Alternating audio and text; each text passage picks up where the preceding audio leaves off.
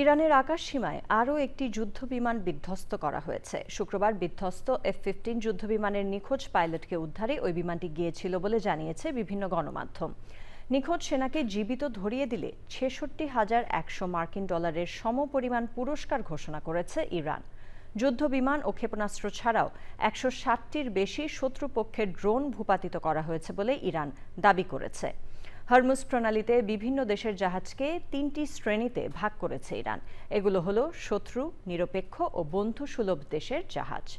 পেন্টাগনের হিসেবে ইরানে চলমান যুদ্ধে শুক্রবার পর্যন্ত অন্তত ১৩ মার্কিন সেনা নিহত ও ৩৬৫ জন আহত হয়েছেন। মার্কিন প্রেসিডেন্ট ডোনাল্ড ট্রাম্প বলেছেন, বিমান ভূপাতিত করার ঘটনা ইরানের সঙ্গে আলোচনায় তেমন প্রভাব ফেলবে না। মীর আমিরুল আলমের রিপোর্ট।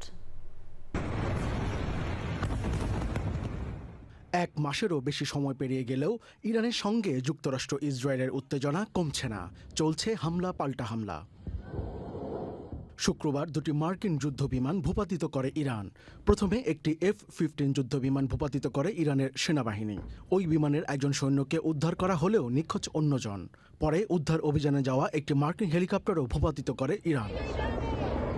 নিখোঁজ মার্কিন সৈন্যকে খুঁজে বের করার লড়াইয়ে নেমেছে যুক্তরাষ্ট্র ইরান দুই দেশই। দক্ষিণ ইরানের আকাশে ঝুঁকি নিয়ে চক্কর দিচ্ছে মার্কিন বিমান বাহিনীর হেলিকপ্টারগুলো। এমন একটি ভিডিও তুরস্কের সংবাদ মাধ্যম আনাদোলু এজেন্সির ইনস্টাগ্রাম অ্যাকাউন্টে দেখা গেছে।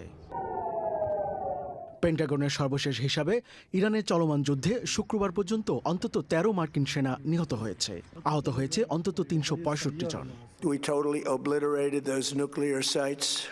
এদিকে এনবিসি নিউজকে দেয়া সাক্ষাৎকারে মার্কিন প্রেসিডেন্ট ডোনাল্ড ট্রাম্প বলেছেন, যুদ্ধবিমান ভূপাতিত হওয়ার ঘটনায় ইরানের সঙ্গে প্রস্তাবিত আলোচনায় কোনো প্রভাব ফেলবে না।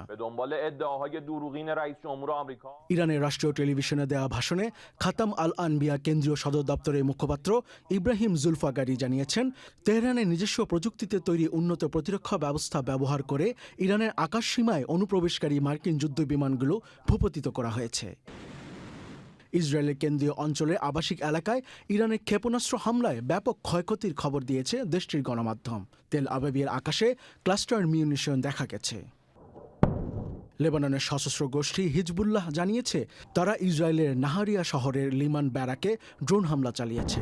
অন্যদিকে লেবাননের দক্ষিণ বেকা উপত্যকায় সাহমার ও মাসঘারা গ্রামের মধ্যে সংযোগকারী স্থাপনকারী দুটি সেতু ধ্বংস করেছে ইসরায়েল।